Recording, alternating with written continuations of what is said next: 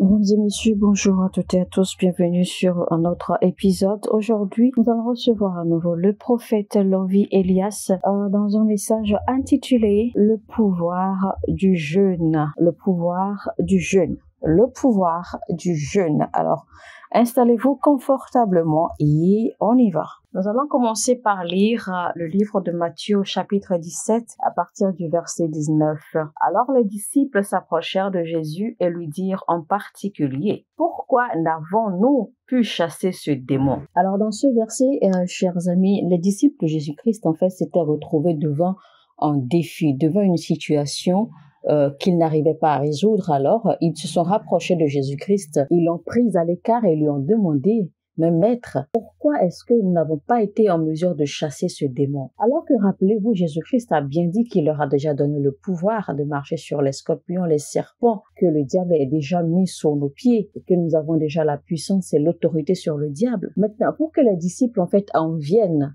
à se plaindre du fait qu'ils n'arrivaient pas à chasser ce démon particulier, ça veut dire que ils chassaient déjà des démons. Ils ont eu jusque-là à chasser des démons, à opérer des délivrances. Mais ils se sont retrouvés particulièrement en face de ce démon qui ne leur obéissait pas, qui n'arrivait pas à chasser. Alors, il a fallu qu'ils se rapprochent encore de Jésus-Christ pour savoir, mais pourquoi? Vous savez, de la même façon, dans notre vie, naturellement, en tant que chrétiens, malgré tout ce que nous lisons, malgré ce que la parole nous dit, quand la parole nous dit ou quand Jésus-Christ nous a dit qu'il nous a donné le pouvoir sur toutes les forces et qu'il a mis le diable sous nos pieds, que nous avons l'autorité sur le diable, comment se fait-il qu'il y a des choses que parfois vous pouvez faire ou des choses que parfois d'autres personnes arrivent à faire mais que vous n'arrivez pas à faire? Comment se fait-il que malgré cette autorité, malgré ce pouvoir que Jésus-Christ nous a donné, on n'arrive toujours pas à faire certaines choses? On n'arrive toujours pas à défier le diable. Alors, les gens pensent généralement que les démons, parce que les démons sont de différentes catégories, eh bien, qu'un démon est plus fort ou plus puissant qu'un autre démon. Mais non, ce n'est pas vrai. Un démon demeure un démon, peu importe sa puissance ou peu importe ce qu'il possède. Un démon reste un démon. Alors si notre Seigneur Jésus-Christ véritablement est Dieu, ça veut dire que toutes sortes de démons ou tout type de démons lui est assujetti parce qu'il est Dieu. Donc il a le pouvoir sur tous les démons. Il n'y a pas de démon qui soit plus fort ou qui puisse lui résister parce qu'il est Dieu. Et donc, à cette étape-là, les disciples étaient vraiment confus face à cette situation. Alors, à leur question, Jésus-Christ leur répondit ceci: « C'est à cause de votre incrédulité, leur dit Jésus-Christ. » Vous voyez, il est dit clairement incrédulité. Il n'a pas dit à cause de votre manque de foi. Il a dit incrédulité. Ça veut dire que l'incrédulité et le manque de foi, c'est deux choses différentes. Alors Jésus-Christ a souligné clairement que c'est à cause de leur incrédulité. Ça veut dire en fait qu'ils n'y croient pas. Ou peut-être même qu'ils n'y ont jamais véritablement cru. Ils n'ont vraiment jamais cru en fait à ces miracles. Donc face à ce démon, en réalité, ce n'était pas une question de foi. Alors pour vous démontrer la différence entre l'incrédulité et la foi, c'est très simple. En réalité, l'incrédulité, eh bien, c'est de comprendre, c'est de connaître, reconnaître et comprendre les habiletés, les capacités de Dieu. Et la foi, c'est de pouvoir maintenant opérer dans la dimension de cette capacité ou dans la dimension des capacités de Dieu. Alors, pour évoluer dans le verset, Jésus-Christ continue en disant ceci: « Je vous le dis en vérité, si vous aviez de la foi comme un grain de sénévé, vous direz à cette montagne: transporte-toi d'ici et là, et elle se transporterait, et rien ne vous serait impossible. » Car la foi est décrite comme la substance, comme une substance des choses que nous espérons, des choses qui n'existent pas, mais des choses que nous ne voyons pas. La foi, c'est de ne pas voir les choses qui n'existent pas, mais de croire et de marcher dans la possibilité, dans la capacité de Dieu de faire ces choses se manifester. Et que vous croyez que cette chose ou ces choses vont se manifester. Ça, c'est votre foi. C'est la substance des choses que nous ne voyons pas, la substance de la manifestation des choses que nous ne voyons pas, mais des choses que nous espérons. Mais la croyance ou la crédulité, eh bien, c'est de comprendre la puissance de la grandeur de l'Éternel ou la grandeur de la puissance de l'Éternel. Et donc, la croyance ou la crédulité ici, c'est un peu comme vous connaissez quelqu'un très bien. Tellement vous connaissez la personnalité, ce que la personne peut faire et ce que la personne ne peut faire.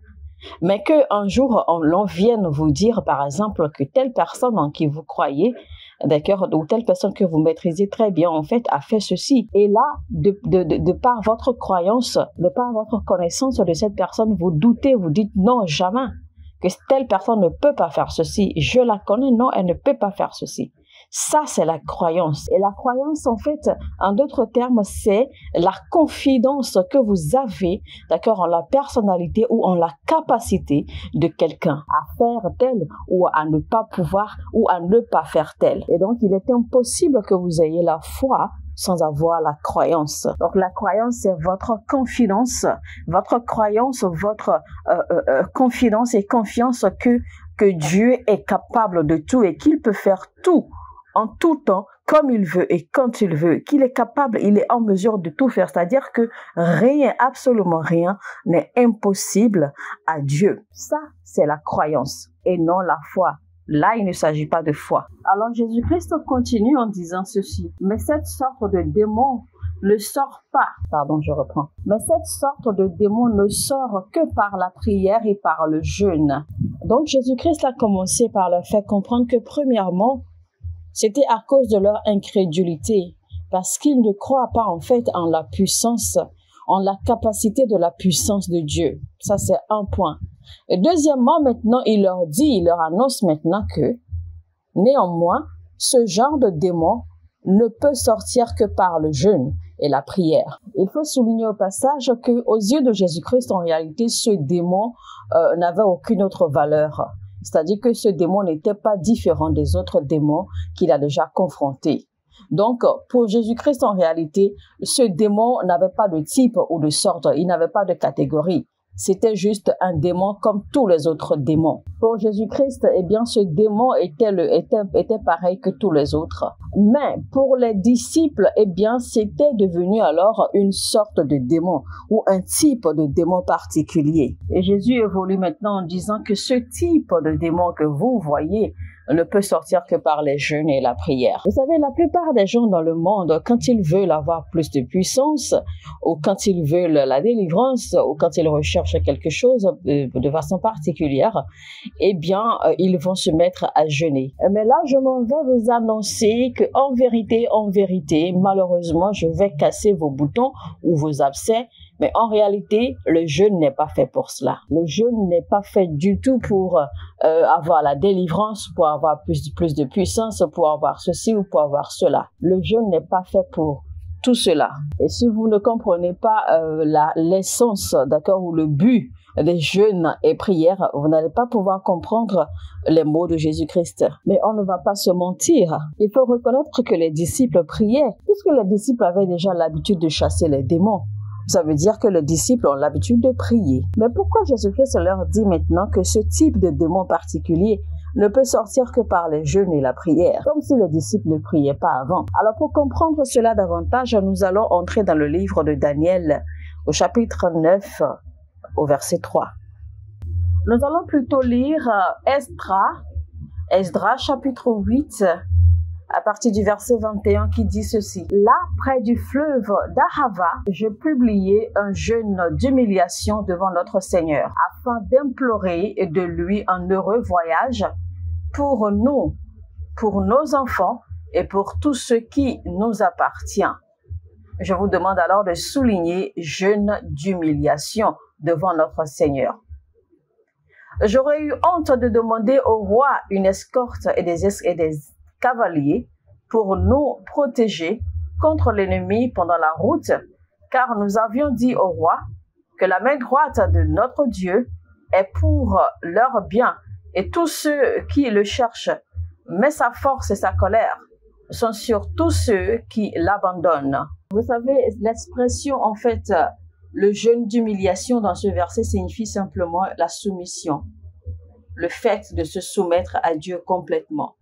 Le fait de se rabaisser devant lui, le fait de se faire tout petit devant lui, le fait de s'étaler devant lui et de s'ouvrir à lui, de s'abandonner à sa volonté et à ses plans. Ça, c'est s'humilier devant Dieu complètement. Donc, le jeûne en réalité est fait pour se soumettre. Le jeûne est fait pour se briser. Le jeûne est fait pour se rabaisser, pour s'humilier devant Dieu. Le jeûne est fait pour démontrer sa totale soumission et dépendance, son total abandon à Dieu.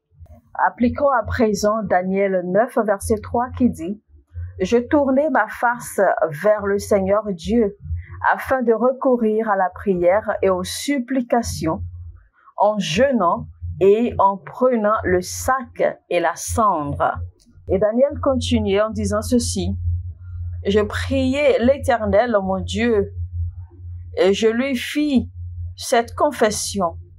Seigneur Dieu, grand et redoutable, toi qui gardes ton alliance et qui fais miséricorde à ceux qui t'aiment et qui observent tes commandements. » Vous savez, dans l'ancien temps, quand les gens péchaient ou quand les gens voulaient s'humilier devant Dieu, qu'est-ce qu'ils font? Ils se débarrassaient de tout ce qu'ils avaient comme habit et ils se recouvraient de chiffons, ils se recouvraient de cendres et de chiffons. Le fait de se débarrasser de tous leurs habits, en réalité, ça signifie se débarrasser de tout ce qu'ils possèdent, se débarrasser de tout ce qui pouvait les lier, les retenir dans leur monde, afin qu'ils puissent se sentir beaucoup plus proches de l'Éternel. Et ils s'humilient dans cet acte, en se couvrant, en se recouvrant de cendres et en se couvrant de chiffons. Alors la mission ou le but primaire du jeûne, c'est d'amener à l'humiliation, c'est-à-dire à s'humilier, à se rabaisser, à se soumettre entièrement à Dieu. Est-ce que vous êtes arrivé à comprendre que vous ne pouvez rien de par vous-même, que vous ne pouvez faire face à tous ces combats, à toutes ces guerres, à toutes ces batailles de par vous-même? Nous allons lire Joël 2, verset 12, qui dit « Non encore, dit l'Éternel, revenez à moi de tout votre cœur, avec des jeûnes, avec des pleurs et des lamentations. Déchirez vos cœurs et non vos vêtements, et revenez à l'Éternel votre Dieu, car il est compatissant et miséricordieux, lent à la colère et riche en bonté, et il se répand des maux qu'il envoie. » Donc, vous voyez encore qu'à travers ce verset, en réalité, le jeûne a toujours été un instrument à travers lequel Dieu demande à son peuple de se rabaisser et de revenir à lui en toute humilité, en toute soumission. Le jeûne, en fait, est le niveau le plus bas où un homme peut se rabaisser. Quiconque dit qu'il est humble devant Dieu, mais qui n'a pas une vie de jeûne, en fait, n'est pas en réalité humble. Lisons Psaume 35, verset 12. « Ils me rendent le mal pour le bien. Mon âme est dans l'abandon. Et moi, quand ils étaient malades, je revêtais un sac. J'humiliais mon âme par le jeûne.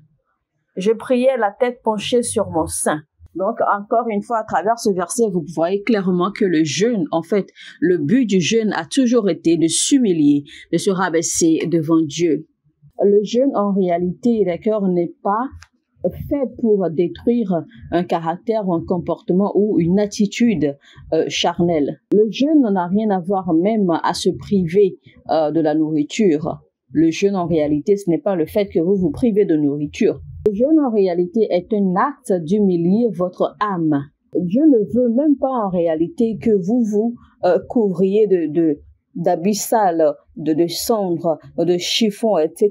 Non, ce n'est pas ce que Dieu veut voir. C'est pour cela qu'il a réclamé votre âme. C'est pour cela qu'il a réclamé l'état d'humilité de votre âme. Et c'est pour cela qu'il a demandé à ce que son peuple lui revienne en toute humilité. Que son peuple humilie son cœur et que son peuple lui revienne avec lamentation, avec supplication, avec prière. Parce que Dieu veut en réalité que cela vienne de la profondeur de l'âme de quelqu'un qui prétend ou qui dit, d'accord, veut s'humilier devant Dieu. C'est pour cela que Dieu, en fait, pointe.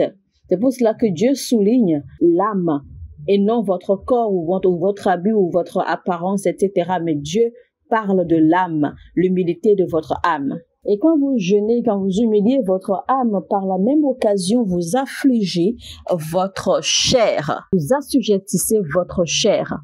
Parce que vous savez que quand vous ne mangez pas, quand vous êtes en jeûne, eh bien, vous êtes faible. et vous savez comment vous comporter, vous êtes beaucoup plus calme, vous êtes beaucoup plus concis, vous êtes beaucoup plus patient. Vous n'êtes pas trop bruyant, vous ne parlez pas, vous ne cherchez pas à dépenser de l'énergie et tout cela. Vous mangez tout le temps, eh bien vous avez toujours de l'énergie à dépenser, vous voulez toujours prouver que vous pouvez faire les choses, vous voulez toujours prouver que vous pouvez, que vous êtes fort et que vous êtes capable et tout. Et donc à ce moment, vous vous reposez seulement sur votre force et vous oubliez complètement la force intérieure, c'est-à-dire que l'Esprit de Dieu qui est en vous, et dont vous devez normalement dépendre. Vous l'oubliez complètement et vous commencez à dépendre de votre force parce que vous pensez que vous avez la force et que vous avez de l'énergie et que vous pouvez tout faire. Le jeûne est un acte d'humilité. Ce n'est pas à travers le jeûne que Dieu vous donne la puissance. Quand notre Seigneur Jésus-Christ est allé dans sa période de jeûne dans le désert, en fait, il n'y est pas allé pour être testé par le diable. Mais il a été là-bas pour être tenté du diable. Si vous observez bien la vie et le ministère de Jésus-Christ, tout au long de son ministère, eh bien, toutes les résistances, toutes les victoires qu'il a eues sur le diable n'ont jamais été basées sur sa propre force. Toutes les victoires n'ont jamais été basées sur lui-même, mais plutôt sur le fait qu'il se montrait toujours dépendant entièrement et soumis à la capacité, à la puissance de Dieu. C'est pour cela que la première chose que le diable a présentée à notre Seigneur Jésus-Christ pour le tenter, c'était la nourriture. Si jamais Jésus-Christ avait goûté à cette nourriture ou à ce repas, ou si jamais Jésus-Christ avait obéi au diable, eh bien l'humilité en lui aurait disparu. L'humilité en lui se serait dissipée. Notre Seigneur Jésus-Christ, pour affirmer son humilité, il a répondu que l'homme ne vivra pas seulement de pain et de l'eau, mais plutôt de toute parole qui vienne de Dieu. Ça veut dire que ma vie en réalité ne dépend pas du fait que j'ai du pain sur ma table tous les jours, mais plutôt de ce que l'Éternel dit de moi. Ce que l'Éternel dit de moi est ce qui me maintient à vie. La force de notre Seigneur Jésus-Christ ne reposait pas sur le physique ou sur le pain et l'eau, sur la subsistance de la provision nourricière qu'il avait, mais plutôt de son esprit, plutôt de l'homme intérieur qui était fortifié par la parole de Dieu. Le jeûne ou votre vie de jeûne prouve la source de votre force, détermine là où vous tirez votre force. Si par exemple on vous enlève toutes les provisions du monde, allez-vous survivre? Si votre source est de Dieu, vous n'allez pas périr. Mais si votre source est de ce monde, eh bien, votre chair vivra, votre chair sera forte, votre corps sera bien solide, mais votre esprit et votre âme périront. C'est l'esprit d'un homme qui le soutient, ou qui le fortifie, ou qui le sous-tend, d'accord, lors des moments de problème, lors des moments des problèmes, au moment de situations difficiles. La raison pour laquelle beaucoup n'arrivent pas à tenir ferme au moment des troubles, c'est parce que leur homme intérieur est faible. Leur homme externe est fort, bien nourri, mais leur homme intérieur est faible parce qu'il n'y a pas de provision pour soutenir, pour que leur homme intérieur puisse subsister. Parce que l'esprit ne dépend pas de Dieu. Et donc, quand beaucoup se retrouvent dans des situations difficiles, ils se découragent. Beaucoup, quand ils se retrouvent dans des problèmes, dans des situations difficiles, ils n'ont plus la force de prier. Ils sont découragés. Ils deviennent faibles. Ils baissent les bras. Ils abandonnent. Parce que vous avez toujours, en fait, pris l'habitude de tirer votre force des choses physiques. Et vous n'avez jamais entraîné votre esprit ou votre être à tirer sa force, à tirer son nutriment des choses spirituelles. Quand vous vous retrouvez dans la vallée de la mort, quand vous vous retrouvez à traverser la forêt sombre de la vie, il n'y aura pas de frère qui sera là pour vous secourir. Il n'y aura pas de frère, ni de cousin, ni de tante, ni de père, ni de mère qui sera là pour vous secourir. À ce moment-là, seul le berger pourra vous fortifier. Seul le berger pourra vous réconforter. Parce qu'à ce moment-là, votre appui physique sur lequel vous comptiez, vous aviez l'habitude de compter, des gens que vous pouviez par exemple appeler, les gens par exemple que vous pouviez appeler au secours, les gens que vous pouviez les gens à qui vous pourriez envoyer des messages, etc., les gens à qui vous pourriez demander de l'aide et tout cela, à ce moment précis de votre vie, eh bien, tout cela disparaîtra. Tout cela n'existera plus. L'unique chose qui vous soutiendra, qui viendra à votre secours, qui vous aidera à tenir dans les moments pareils, c'est votre berger, c'est-à-dire notre Seigneur Jésus-Christ. C'est pour cela que la Bible n'a pas dit « Quand je marche dans la vallée de l'ombre de la mort, je vois mon frère, je vois mon fils, je vois mon père ou je vois ma mère. » Nulle part dans la Bible il n'est écrit cela. Mais la Bible a dit plutôt « Je sais que le Seigneur est avec moi. J'ai la certitude qu'il est là avec moi et qu'il me viendra en aide. » Quand bien même le corps physique était affligé, il y avait cette confiance profonde. Il y avait cette paix, ce réconfort qui venait de la profondeur de son âme. Quand bien même il ne voyait pas le Seigneur physiquement, mais il savait, car il avait cette confiance, il avait cette confidence. Quand bien même la situation n'est pas du tout plaisante, mais il avait cette confidence que l'avenir serait meilleur. Parce qu'en fait, il trouvait son réconfort de l'homme intérieur, de la profondeur de son âme. Il savait qu'il y avait une paix que l'on ne peut pas comprendre. Il avait cette confidence que le Seigneur était toujours là avec lui. Il avait une assurance au-delà de l'entendement. Pourquoi? Parce qu'il a pris l'habitude de tirer sa force de Elohim, de El Shaddai, et non des hommes, non plus de leurs emplois, non plus d'une entreprise qui les nourrit. Il a appris à tirer sa force de Dieu lui-même. Donc, le but du jeûne, c'est de s'humilier, de se rabaisser, de se soumettre entièrement à Dieu. Et c'est même pour cela qu'il ne peut avoir un jeûne complet si vous ne priez pas. Il n'y a pas de jeûne complet sans la prière. Pourquoi Jésus-Christ a-t-il souligné les jeûnes et les prières? Rappelez-vous, chaque fois que le Seigneur allait et se rendait à la montagne pour prier, les disciples dormaient. Donc les disciples priaient seulement quand c'était convenable pour eux. Souvenez-vous, quand Jean a douté de l'identité de notre Christ, quand il a douté de la personne de Jésus-Christ, il a envoyé ses disciples de lui demander s'il était vraiment le Messie ou si l'on devait en attendre un autre. Qu'est-ce que Jésus-Christ a dit? Jésus-Christ a renvoyé les disciples de Jean pour aller lui dire, pour aller lui rapporter ceci, que les aveugles voient, que les boiteux marchent, que les lépreux sont guéris, que les morts ressuscitaient. Les disciples de Jésus-Christ l'ont toujours vu chaque fois qu'il allait prier. Mais cela se faisait toujours en privé car Jésus-Christ se retirait toujours pour prier. Mais chaque fois que Jésus-Christ devait démontrer la puissance de Dieu, devait opérer des miracles, cela se faisait publiquement. Alors toujours pour vous prouver que les disciples de Jésus-Christ priaient seulement quand cela était convenable pour eux.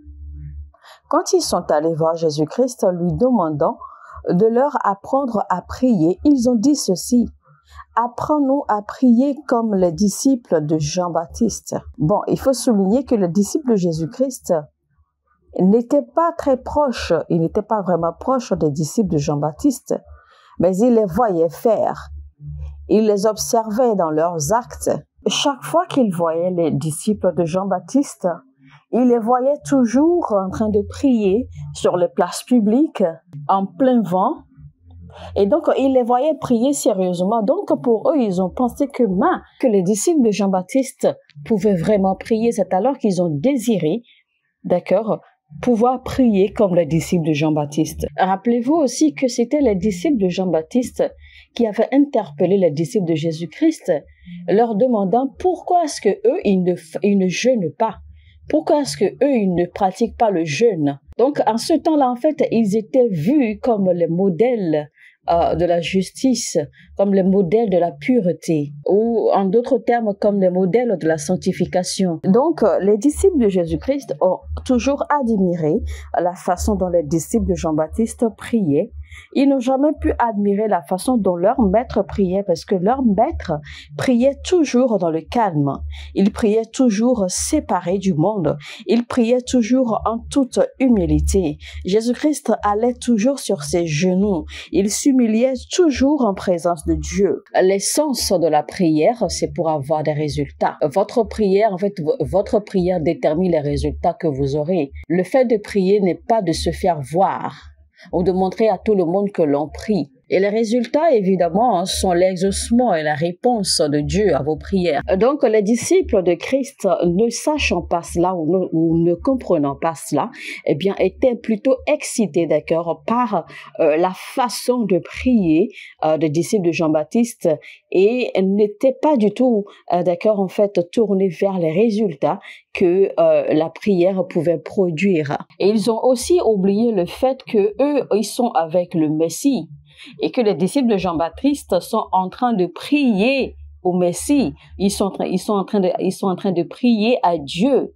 Et eux, ils sont déjà avec Dieu parce qu'ils sont avec le Messie. Ils sont avec Christ. Donc, ce côté-là aussi, cette réalité-là aussi, ils l'ont banalisé. C'est ainsi qu'ils vont se rendre chez Jésus-Christ et lui demander de leur apprendre à prier comme les disciples de Jean-Baptiste. Au lieu de lui demander plutôt de leur apprendre à prier comme lui, il prie. Vous imaginez un peu l'ironie. C'est alors que Jésus-Christ a commencé à leur enseigner quoi faire et quoi ne pas faire. Parce qu'en fait, Jésus-Christ a compris la raison exacte pour laquelle, en fait, ils ont demandé à ceux qui leur apprennent à prier comme les disciples de Jean-Baptiste. Et donc, Jésus-Christ leur demande de l'imiter, de le suivre au pas, de faire ce qu'il fait, de reproduire ce qu'il fait. Le jeûne, c'est l'humilité devant Dieu. La prière, c'est la confiance en Dieu, la foi, la croyance, la dépendance, la conviction en Dieu, la confidence, la confiance en Dieu. C'est la confiance en la grandeur de sa puissance et des choses qu'il peut faire. Et la foi, c'est de croire en fait et de recevoir le résultat ou le produit de votre croyance en la puissance de Dieu. Et c'est pour cela que Jésus-Christ leur a dit que c'est à cause de leur incrédulité qu'ils n'ont pas pu même avoir la foi de pouvoir chasser ce démon. Parce que s'ils n'avaient pas été incrédules, s'ils avaient confiance en Dieu, s'ils croyaient en la capacité, en la puissance de Dieu, ils auraient alors eu, ne serait-ce qu'une toute petite foi, comme un grain de sénévé pour pouvoir chasser ce démon. Et c'est là que Jésus-Christ intervient en disant que si seulement ils avaient une toute petite foi comme un grain de sénévé, qu'ils auraient pu dire à cette montagne de se déplacer de là, d'ici à là, et cette montagne obéirait. Mesdames et messieurs, nous sommes donc à la fin de la première partie de notre message intitulé « Le pouvoir du jeûne » avec le prophète Lovie Elias. Alors, je vous retrouve très très bientôt pour que nous évoluions dans la deuxième partie de notre message. Sur ce, je vous dis que Dieu vous bénisse, shalom chez vous et à très très bientôt.